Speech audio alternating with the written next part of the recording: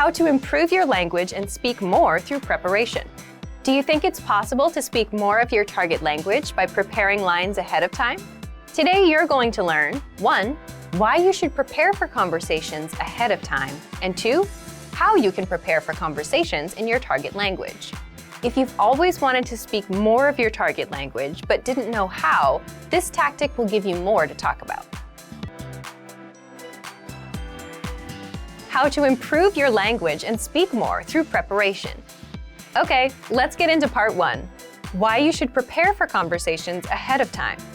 If you're a beginner, you can probably relate to this. When it comes to speaking, you tend to run out of things to say. And that's because you don't know enough of the language to express yourself. And that's where preparation comes in. You may think that the conversations we have in our daily lives are spontaneous, that you can't prepare for them. You're right to an extent. But imagine meeting someone for the first time. Both of you will go through some common questions and phrases, like, what's your name? My name is. Where are you from? And how long have you been studying the language? As a language learner, you'll have these kinds of conversations with almost every native you meet, guaranteed. They'll always ask you about how long and how you've been learning. And even with your friends, some conversations start the same way. For example, you say things like, hey, how are you? How are things? How was your weekend? My weekend was good, and you? Let's say you went to a restaurant this weekend, and now you want to talk about it. Well, that allows you to prepare and learn some phrases like, I went to a restaurant. The restaurant had delicious food. The point is, some questions and phrases come up often in conversations, so it makes total sense to master them ahead of time. And you can always plan ahead and prepare for things you want to talk about. When it comes time to speak, you know what to say, how to respond, and you don't run out of talking points as quickly. So, how do you prepare? Let's jump into part 2. The first thing you can do to prepare is check out our 25 Questions You Need to Know lesson series. This series is specifically designed to help you with the first-time conversations you'll have with native speakers. You'll learn the 25 most common questions and answers used in conversations. Just listen to the lessons, repeat out loud, then put what you learned to use. These will serve as talking points so you can keep your conversations going. Number 2. Print out the curriculum for this lesson series so you can review all of the lessons at once. The curriculum gives you the lines and vocabulary used in all lessons up front, so you can use this to review key questions and responses. This will allow you to control conversations and ask questions instead of just having the native speaker ask you all the questions. In other words, you'll sound like a fluid, confident, and experienced speaker. Number 3. Check out our printable conversation cheat sheets. This is another free resource that gives you lines and words for all kinds of topics. For example, talking about hobbies, your family, and much more. Number 4. Ask yourself, what do you want to talk about? Come up with some topics, and for each topic, write out potential questions and phrases that would come up in a conversation. For example, if you want to talk about restaurants, you can have lines like, my favorite restaurant is, my favorite food is, what's your favorite restaurant? And then run these lines through a translation app. It won't be perfect, but it'll give you lines to use that you can correct later. Number 5. Look for lessons that are related to your topics with our lesson library. On our site, we have hundreds of lessons that teach you conversations. So if you're looking for lessons related to restaurants and food, you'll get all kinds of conversations that you can use for yourself. And number 6. If you're a Premium Plus user, get in touch with your teacher via My Teacher and try a conversation with them. They'll help you every step of the way, correct your writing, and give you the lines to use in a conversation. That way, you can prepare ahead of time, and when it comes time to speak, you'll know what to say. All right, everyone, here's a challenge for you. Yes, everyone watching this. Record a 30-second to 1-minute video or audio clip.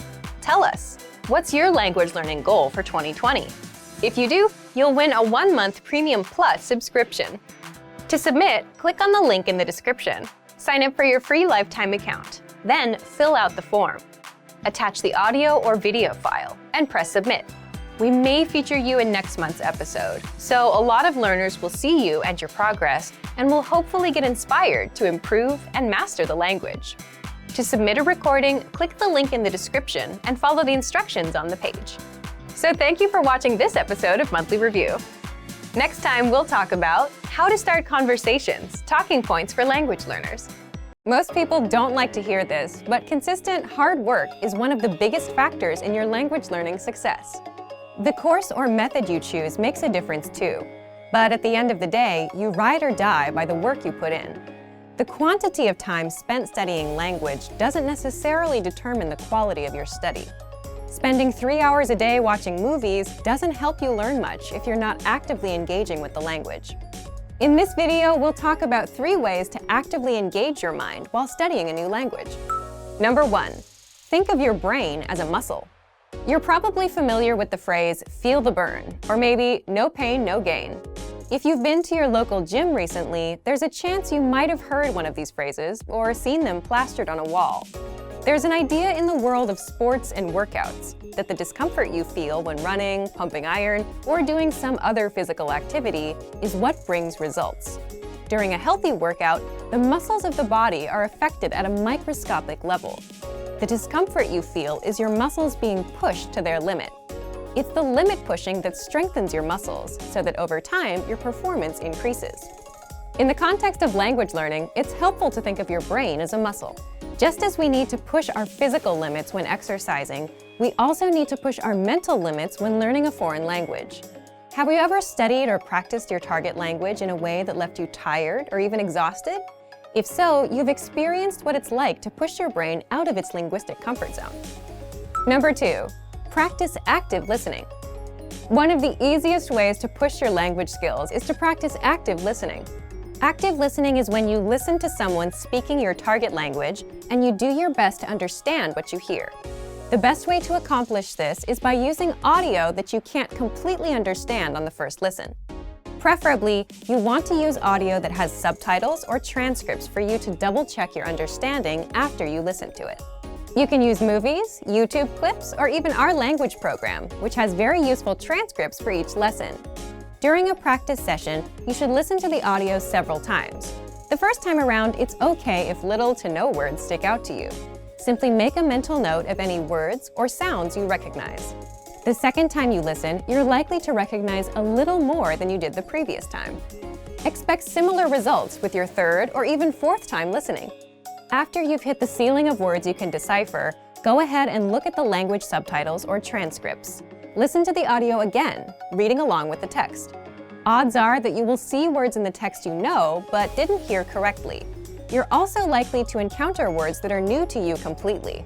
As you play back the audio and read along, try to guess what these words mean from the context of the words around them. After you've read along a couple times, feel free to look up the remaining unfamiliar words in a dictionary or translator app. This active listening exercise routine is a great way to increase your listening and comprehension skills while picking up some new vocabulary along the way. It also allows you to learn new words in context, which itself is a powerful method to help you retain what you study. Number 3, practicing with native speakers. Practicing with native speakers is the epitome of pushing your language skills. Using what you know to communicate in real time is where the rubber really meets the road. Try to connect with a native speaker on a weekly basis. Regularity is what makes the difference when you're learning a foreign language. If you live in a large metropolitan area, then there's a significant chance that there are some local native speakers nearby. Try hitting up a local language exchange or meetup group to make the necessary connections. If you're unable to find a practice partner locally, then you can take your search online. There are a number of sites out there that help you find and connect with other language learners from around the world. There are tons of language learners around the world who have learned or are learning a second language. You're likely to find someone who knows your target language and is looking to improve their own language skills as well. Learning a new language isn't always easy, but it's the discomfort that comes with pushing your ability in the language that produces results in your studies. Don't be afraid to step outside of your comfort zone. The further away you get from your native language, the closer you'll be to attaining fluency. Also remember that language learning is in every way a lot like an adventure. There will be fun times and times when it feels like you're swimming up the proverbial stream. It's by keeping your head up long enough through these ups and downs that you will experience the priceless satisfaction that comes from learning a foreign language. Just keep moving forward.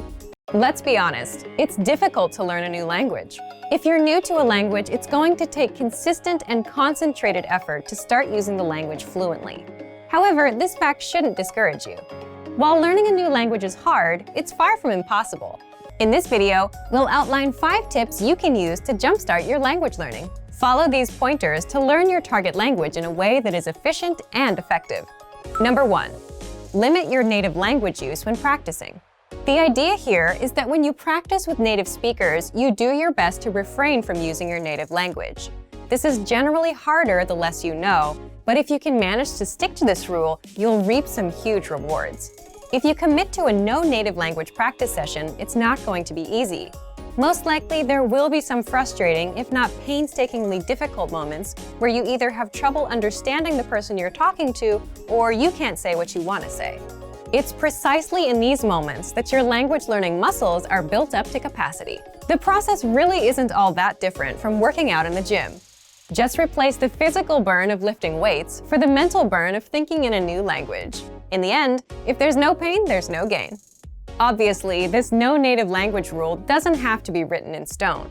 There are times when it's more beneficial to break out of the target language box and have something explained to you in your native language. However, this should definitely be the exception rather than the standard. Number 2. Have set times to practice speaking throughout the week. Now that we've discussed a good way to practice speaking, let's delve a bit into when to speak. One of the best commitments you can keep while learning a new language is to set aside specific times to practice speaking the language on a weekly basis. Ideally, these speaking sessions are on set days at specific times and form part of your weekly routine.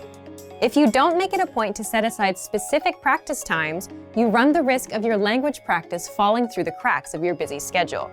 I recommend writing down your practice times and hanging it somewhere you can always see it. You could also input the times into your phone and set an alarm. The point is to remind yourself of your commitment every day so that it doesn't fall by the wayside. Number 3, get picky about vocabulary. Whether you practice with a podcast, a friend at a coffee shop, or a teacher, you're going to run into a flood of new and unfamiliar vocabulary. Despite your best efforts, it's unlikely that you'll be able to pin down every new word or phrase you hear and study it later. Thus, you should pick and choose which new words you focus on. The defining quality of each new word you learn should be its practicality. The more useful a word or phrase is to you in a conversation, the more important it is that you learn it. Don't feel like you have to cram the entirety of your target language into 1 week of study. Take it one step at a time. A few practical words here, some more there. Before you know it, you'll see your vocabulary improve. Number 4, write and practice short monologues. This tip can be a lot of fun. Begin by selecting a topic you enjoy discussing. Then, simply write out a short monologue or speech on the subject in your target language. The first thing you'll notice while doing this will likely be the holes in your grammar and vocabulary. But when you try to write out your thoughts in a foreign language, you might inevitably hit roadblocks. You might not be able to think of a word or know how to formulate a specific idea or opinion yet. This can be great because these holes are the exact areas where you should focus your studies. You can bring up these problem areas in your next lesson or browse through your favorite language course or textbook in order to find the answer.